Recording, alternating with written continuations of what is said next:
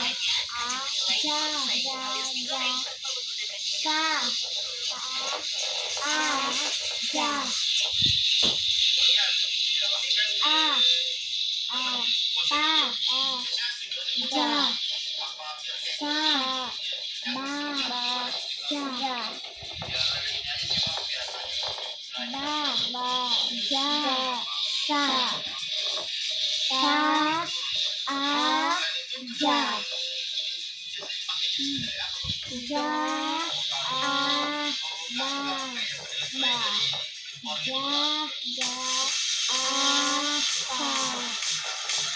Uniknya, semua proses masih tradisional tanpa mesin. Apalagi sekarang pabrik, tidak lebih dari 2 orang saja tuh yang membuatnya.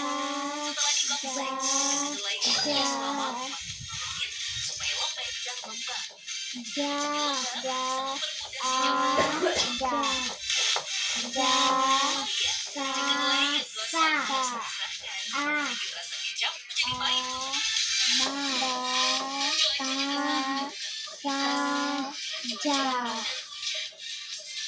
Coba